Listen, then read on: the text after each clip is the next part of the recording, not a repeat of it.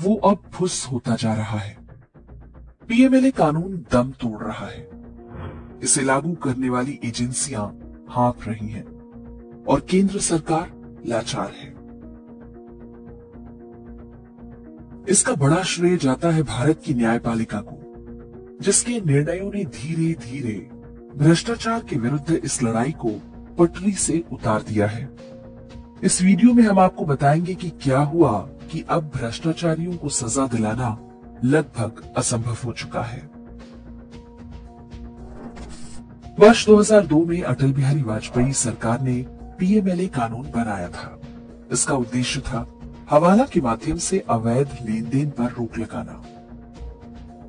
इसे लागू किया गया तब तक मनमोहन सरकार आ चुकी थी। तब ये कानून केवल छोटी मछलियों को पकड़ने के लिए ही काम आया। पीएमएलए एक ऐसा कानून है जिसमें बर्डन ऑफ प्रूफ आरोपित व्यक्ति पर होता है, अर्थात जिस व्यक्ति पर मनी लॉन्ड्रिंग का आरोप है उसे साबित करना होता है कि उसने धन को वैध तरीके से कमाया है। नरेंद्र मोदी सरकार बनने के बाद पीएमएलए के नियमों में कई बदलाव किए गए, जिसके अंतर्गत कानून के उन छेदों को बंद किया गया जिससे बड़े भ्रष्टाचारी बचकर निकल जाते थे। कांग्रेसी व्यवस्था के अंतर्गत ये छेद जानबूझकर खोले गए थे। पीएमएलए एक महत्वपूर्ण कानून है। केवल घोटालेबाज ही नहीं, आतंकवादियों से लेकर धर्मांतरण गिरोहों तक का धंधा हवाला के पैसे से ही चलता है। मोदी सरकार आने के बाद पीएमएलए कानून की ही सहायता से भारत की पूरी हिंदू विरोधी व्यवस्था के मेरुदंड पर प्रहार किया गया।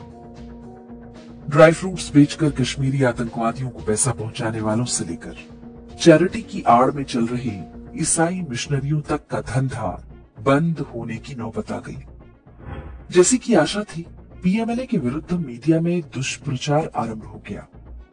एक दो नहीं बल्कि 242 याचिकाएं इस कानून के विरुद्ध दाखिल की गईं। इनमें कांग्रेस पार्टी की भी याचिका थी, जिसके कार्यकाल में देश में सबसे अधिक घोटाले हुए थे।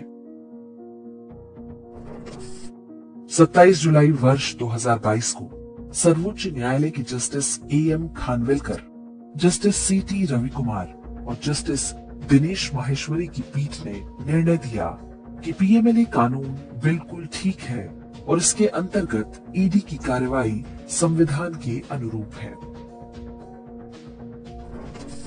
सर्वोच्च न्यायालय का ये निर्णय भारत के भ्रष्ट तंत्र के लिए एक ऐसा झटका था जिसकी उन्होंने बिल्कुल भी आशा नहीं की थी। इस निर्णय से देश ने राहत की सांस ली थी, लेकिन भ्रष्ट नेटवर्क ने पीएमएलए कानून को खोखला करने का प्रयास जारी रखा। सबने मिलकर कहना आरंभ किया कि पीएमएलए कानून व्यक्तिगत स्वतंत्रता पर हमला है। भ्रष्टाचार के विरुद्ध भारत की जनता कभी एक हुई हो या नहीं, लेकिन भ्रष्टाचारियों की एकता की ये घटना अपने आप में ऐतिहासिक थी। सर्वोच्च न्यायालय के निर्णय के 1 महीने से भी कम समय में पुनर्विचार याचिका दायर हो गई। सुप्रीम कोर्ट ने रॉकेट की रफ्तार से उसे स्वीकार भी कर लिया। 25 अगस्त 2022 को सुप्रीम कोर्ट ने कानून में 2 बदलावों की सिफारिश कर दी। पहली ये कि ईडी के अधिकारी पुलिस की तरह अपराधी को गिरफ्तार नहीं कर सकते। दूसरी ये कि आरोपित व्यक्ति को केस की कॉपी देना चाहिए। इसे एनफोर्समेंट केस इंफॉर्मेशन रिपोर्ट या ECIR कहते हैं। अंतर्राष्ट्रीय संधियों और जनता की भावनाओं के अनुरूप संसद के बनाए एक कानून जिसे सर्वोच्च न्यायालय ने सही ठहराया, उसे नख दंतविहीन बनाने का काम शुरू हो गया, क्योंकि उस कानून से देश के सबसे बड़े भ्रष्टाचारियों को समस्या हो रही थी। पीएमएलए में एक सामान्य धारणा है कि jail is rule, bail is exception, अर्थात जेल नियम है, जमानत अपवाद। ये मानकर चलते हैं कि आर्थिक अपराध हत्या से भी अधिक गंभीर होता है। हत्या जैसे अपराध कई बार आवेश में आकर भी होते हैं, लेकिन घोटाले और हवाला पूरी योजना के साथ किए जाते हैं। इनका दुष्परिणाम बहुत बड़ी संख्या में लोगों को उठाना पड़ता है। ऐसे अपराधी बहुत प्रभावशाली होते हैं जो जमानत मिलने पर गवाहों और साक्ष्यों को प्रभावित कर सकते हैं। जुलाई 2022 में पीएमएलए पर मुहर लगने के बावजूद अगस्त 2022 में सुप्रीम कोर्ट ने निर्णय दिया कि अब से bail is rule, jail is exception होगा। सुप्रीम कोर्ट ने अनुच्छेद 21 के अंतर्गत व्यक्तिगत स्वतंत्रता के मूलभूत अधिकार की आड़ ली। यानी कोई नेता यदि भ्रष्टाचार करता है तो उसकी व्यक्तिगत स्वतंत्रता उन करोड़ों सामान्य लोगों से अधिक महत्वपूर्ण है जो उस नेता के भ्रष्टाचार के कारण पीड़ित हुए। 6 नवंबर वर्ष 2024 को आदेश आया कि सरकारी कर्मचारियों पर पीएमएलए केस के लिए पहले सरकार से अनुमति लेनी होगी। ऐसा ईमानदार अधिकारियों को सुरक्षा देने के नाम पर किया गया। सोचने वाली बात है कि कौन सी सरकार अपने किसी अधिकारी के भ्रष्टाचार की जांच कराना चाहेगी। अब फरवरी 2025 का ये समाचार देखिए, जब सुप्रीम कोर्ट ने आरोपी को जमानत देते हुए टिप्पणी की कि पीएमएलए का दहेज कानूनों की तरह दुरुपयोग हो रहा है। 2 दिन बाद उसी सुप्रीम कोर्ट ने एक अन्य केस में मनी लॉन्ड्रिंग को बहुत गंभीर अपराध बताते हुए एक आरोपित की जमानत रद्द कर दी। दोनों केस की मेरिट के बारे में हम कोई टिप्पणी नहीं करना चाहेंगे, लेकिन पहले में आरोपित एक आईएएस अफसर है और जिसकी जमानत रद्द कर दी गई वो एक छुटभैया नेता है। ऐसा लगता है कि बेल मिलने या ना मिलने में भ्रष्टाचार की गंभीरता और भ्रष्टाचारी की हैसियत महत्वपूर्ण पैमाना हो गई है। और अब 17 फरवरी 2025 का ये आदेश देखिए, जब सुप्रीम कोर्ट ने खुलकर कह दिया कि केस की जांच में देरी हो रही है तो पीएमएलए के आरोपितों को बेल दे देनी चाहिए, जबकि कानून ऐसा कुछ भी नहीं कहता। ये व्याख्या संभवतः इसलिए क्योंकि यहाँ पर आरोपी अरविंद केजरीवाल, मनीष सिसोदिया और डीएमके नेता वी सेंथिल बालाजी जैसे बड़े भ्रष्टाचारी थे। यहाँ एक प्रश्न आता है कि पीएमएलए जैसे गंभीर केस में जांच में देरी क्यों होती है। सेंथिल बालाजी के केस में ही सुप्रीम कोर्ट ने आदेश दिया कि भ्रष्टाचार के किसी भी केस में मुख्य मुकदमा यानी प्रेडिकेट केस जब तक खत्म नहीं होगा तब तक उससे जुड़े मनी लॉन्ड्रिंग के केस में भी निर्णय नहीं सुनाया जा सकता। किसी घोटाले का मुकदमा जब तक चलता रहेगा तब तक उस घोटाले में कमाए गए पैसों की मनी लॉन्ड्रिंग पर भी कोई कोर्ट अंतिम निर्णय नहीं सुना सकती। उदाहरण के लिए किसी बैंक में 10 करोड़ का घोटाला हुआ। पीएमएलए के अंतर्गत ईडी की जांच में आरोपितों के पास से 20 करोड़ रुपए की रिकवरी हो गई। यानी कुछ और भी घोटाले होंगे जिनका उजागर होना अभी बाकी है। अब ये बड़ा प्रश्न है कि इन अतिरिक्त 10 करोड़ का क्या होगा, क्योंकि इनका कोई प्रेडिकेट केस ही नहीं है। और यदि भ्रष्टाचार के मूल केस में कोई आरोपित बच जाए तो फिर तो उसकी मौज है, क्योंकि फिर तो सारा काला धन एक झटके में सफेद हो जाएगा। तो ईडी द्वारा करोड़ों रुपए कैश जब्त किए जाने के जो चित्र हमने बीते कुछ वर्षों में देखे, कोई आश्चर्य नहीं कि न्यायालय एक दिन उसको वाइट घोषित कर दे।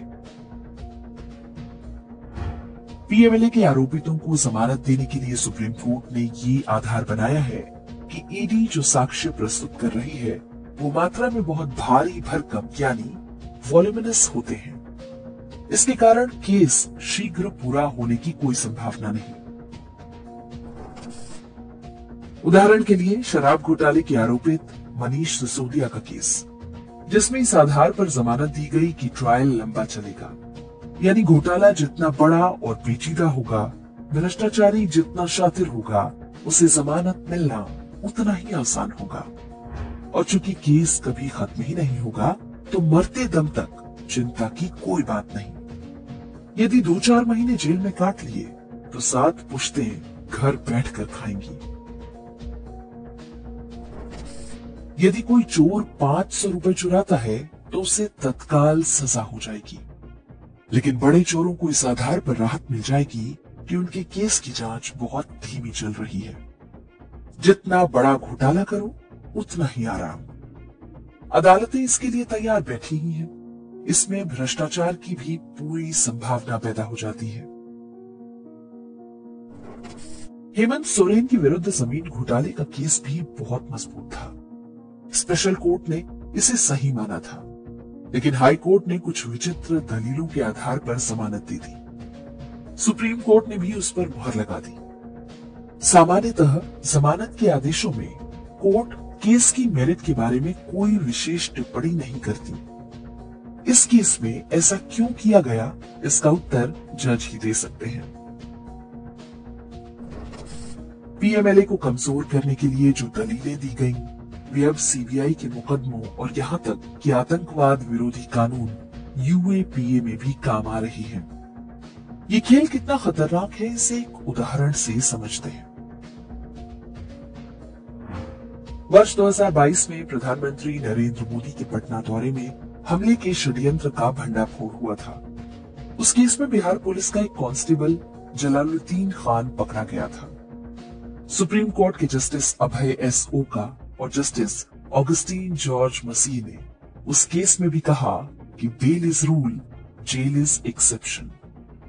दोनों जजों ने भारत के प्रधानमंत्री की हत्या का षड्यंत्र रचने वाले एक आतंकवादी को जमानत न देने पर ट्रायल कोर्ट और हाई कोर्ट के जजों की आलोचना भी की। जस्टिस अभय ओका वही है जो सरकारी कार्यक्रमों में दीप प्रज्वलन का विरोध करने के लिए जाने जाते हैं। इस बात का यहाँ कोई संदर्भ नहीं है, लेकिन हमने केवल इसलिए याद दिला दिया ताकि आप उनके वैचारिक रुझान के बारे में अनुमान लगा सकें। जज साहब की अंतरात्मा केवल तभी हिलती है जब अतीक अहमद जैसे खूंखार माफिया से जुड़े लोगों के घर पर बुलडोजर चल जाए। कोई भी ट्रायल शुरू होने से पहले अभियोग पक्ष के लिए आवश्यक होता है कि वो आरोपितों को केस से जुड़े सारे डॉक्यूमेंट उपलब्ध कराए। ईडी की जांच में कुछ साक्ष्य विश्वसनीय होते हैं और कुछ ऐसे भी होते हैं जिन पर अभी और खोजबीन की आवश्यकता है। इनको अनरिलाइड अपॉन डॉक्यूमेंट कहते हैं। ये कई बार बहुत महत्वपूर्ण होते हैं और इन्हें गुप्त रखना होता है, क्योंकि ये आरोपित के हाथ अगर लग गया तो वो इससे जुड़े अन्य सबूतों और गवाहों को गायब कर सकता है। लेकिन अब कोर्ट्स कह रही हैं कि फेयर ट्रायल के लिए आरोपित को सभी प्रकार के डॉक्यूमेंट दिए जाएं। मनीष सिसोदिया के केस में यही हुआ है। परिणाम ये कि केस उसी स्टेज पर अटक गया और मनीष सिसोदिया को जमानत मिल गई। जबकि पीएमएलए कानून में स्पष्ट प्रावधान है कि ईडी जांच के दौरान चाहे तो कुछ दस्तावेजों को हाइड कर सकती है। यदि हम पीएमएलए के कुछ चर्चित मुकदमों को देखें तो उनमें किसी में भी ईडी के वकीलों ने इस महत्वपूर्ण कानूनी प्रावधान पर जोर ही नहीं दिया। इस स्थिति के लिए दोषी है वित्त मंत्रालय और केंद्र सरकार। ईडी एक नई एजेंसी है। सीबीआई की तरह इसके पास अपने वकील नहीं है। उन्हें वकील बाहर से हायर करना होता है। ये वकील एक एक डेट पर बहस करने के नाम पर लाखों रुपए फीस लेते हैं। सरकारी खजाने से करोड़ों का बिल वकीलों के नाम पर कट रहा है और परिणाम आपसे छिपा नहीं है। इस बात की क्या गारंटी है कि ये प्राइवेट वकील दूसरी पार्टी से भी पैसे लेकर केस कमजोर ना कर रहे हों। इंडियन एविडेंस एक्ट के अनुसार साक्ष्यों को संक्षिप्त रूप में भी तैयार कराया जा सकता है। उदाहरण के लिए चार्टेड अकाउंटेंट की सहायता से एक्सेल शीट पर भी सबूत दिए जा सकते हैं। लेकिन वकील कभी भी इस कानूनी प्रावधान का प्रयोग नहीं करते, क्योंकि ऐसा करने से केस जल्दी खत्म हो जाएगा। जमानत देने के लिए एक दलील और दी जाती है कि आरोपित व्यक्ति जांच में सहयोग कर रहा है, जबकि कानूनी रूप से इतना ही पर्याप्त नहीं होता। अपराध की गंभीरता को भी देखा जाना चाहिए। प्रश्न उठता है कि जो सुप्रीम कोर्ट अपने ही पुराने निर्णयों में कहता रहा कि आर्थिक अपराधों को अन्य अपराधों से अलग करके देखना होगा, क्योंकि यह देश की अर्थव्यवस्था को खोखला करता है, उसके विचार अचानक से बदल कैसे गए? इसके पीछे क्या कानूनी तर्क है? क्या उसे देश को बताना नहीं चाहिए? सुप्रीम कोर्ट के निर्णयों का परिणाम है कि अब पीएमएलए के मुकदमे अनंत काल तक चलेंगे। अब कोई केस समाप्त नहीं होगा। मनीष सिसोदिया का केस हर भ्रष्टाचारी, ड्रग्स व्यापारी और आतंकवादी के लिए एक लाइफ सेवर बन गया है। उस निर्णय के आधार पर हर मुकदमे में आरोपितों द्वारा अनरिलाइड अपॉन डॉक्यूमेंट की मांग की जा रही है। हर भ्रष्टाचारी कुछ दिन के लिए जेल जाएगा, फिर जमानत पर छूट जाएगा। जितना बड़ा भ्रष्टाचार उतनी ही पक्की कानूनी सुरक्षा। सुप्रीम कोर्ट का यह रवैया तब है जब फाइनेंशियल एक्शन टास्क फोर्स यानी FATF जैसी अंतर्राष्ट्रीय एजेंसी बार बार चेतावनी दे रही है कि आतंकी फंडिंग के पेंडिंग केसों की सुनवाई में तेजी लाई जाए। हालांकि कुछ अच्छे निर्णय भी आए हैं, जैसे कि सुप्रीम कोर्ट ने ही कहा है कि करप्शन के केस में एंटीसिपेटरी बेल यानी अग्रिम जमानत ना दी जाए। लेकिन जब पूजा खेडकर जैसी जालसाज की गिरफ्तारी पर बार बार रोक लगती है तो संदेह पैदा होता है कि किसी भ्रष्टाचारी की हैसियत और रसूख को देखते हुए सुप्रीम कोर्ट कब अपने ही आदेश को ताक पर रख दे, कोई भरोसा नहीं।